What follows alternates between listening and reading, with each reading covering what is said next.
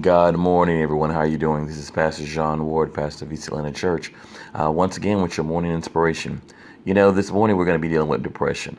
Now, something about depression that many of us go through that, and many of us have been challenged with that. Some of us a little bit harder than others.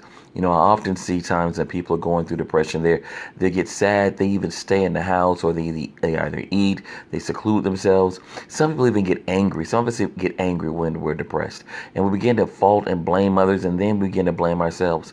But I want you to understand, a lot of times when we're dealing with depression, what we're actually dealing with are our expectations that are not being met. Think about it. There are things that we're expecting. There are things that we're looking for, and it's just not happening in the timely fashion that we want it to, or it's not happening the way we want it to. But we got to remember that as a believer, that we're not living our life for ourselves, but we're living it for God.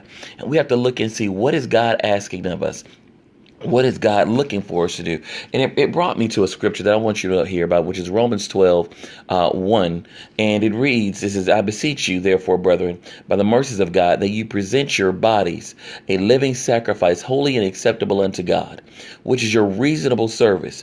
And be not conformed to this world, but be ye transformed by the renewing of your mind, that ye may prove what is good and acceptable and perfect will of God. For I say, through grace given unto me, to every man among you, not to think of himself more highly than he ought to, but to think soberly according to God, as God has dealt to every man a measure of faith. I know you're like, what does that mean, Pastor? Listen, here's the thing we got to understand, that God has given you everything you need, and God has positioned you in a place that you need to be in.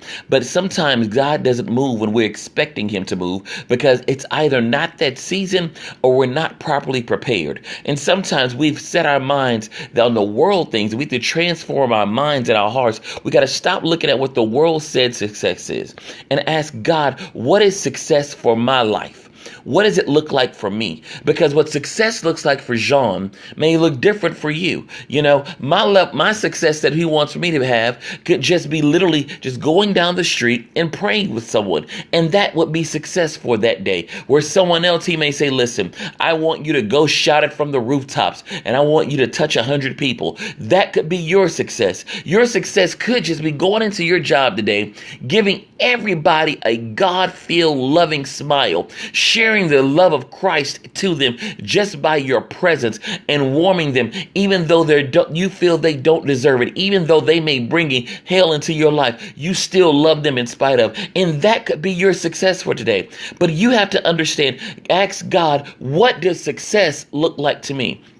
Stop trying to set yourself up for failure. Stop setting your standards in a level that God is saying, that's not what I desire for you. And what happens when we have these false expectations, these unrealistic expectations, what we begin to do is set ourselves up for failure, and then we have depression, and it sits in, and then we say, woe is me, and God denies me, and God doesn't love me, and God has forsaken me, and God is saying I have it. But the problem is, you're running the wrong race. You're in the wrong job. You're looking the wrong way. Turn around and look towards me. See, the scripture says that some trust in horses and chariots, but we should be trusting in the name of the Lord. See, we got to stop trusting in what the world says success looks like to us. We got to stop trusting in what our expectations are of what the world says.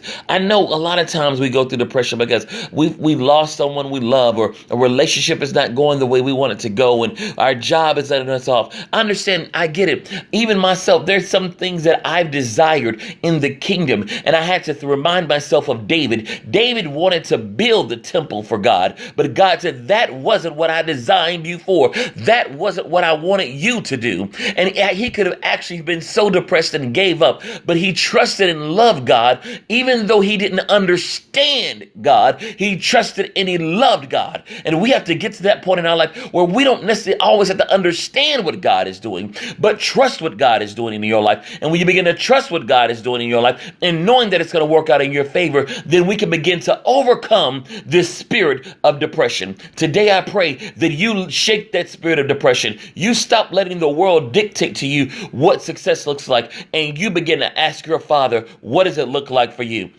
This is Pastor John Ward, pastor of East Atlanta Church. Listen, be happy, not depressed. The fruit of the Spirit one of the fruit of the Spirit is joy. Now, I want you to have that. I don't want you to have depression. I want you to walk with your head up high, regardless of what's going on in your life, okay? Love you and be blessed. Bye-bye.